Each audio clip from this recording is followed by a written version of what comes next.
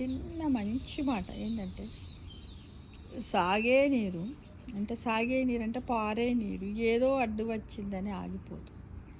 దారి మళ్లించుకొని మరీ గమ్యం చేరు. మనము కూడా ఒడిదుడుకులను ఓర్పుతో సహనంతో తప్పించుకుంటూ ముందుకు సాగాలి మిత్రమా.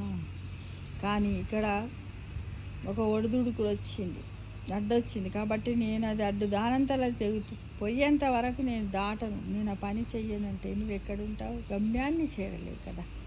అలానే జీవితంలో ఎన్నో వస్తుంటాయి, సుఖ దుఃఖాలు, కష్ట నష్టాలు, ఎన్నో రకాలు వస్తుంటాయి మిత్రమా. వాటినన్నింటిని కూడా మనం ఓర్పు సహనంతో ఎదుర్కొన్నప్పుడే మనం ముందుకు సాగగలుగుతాం.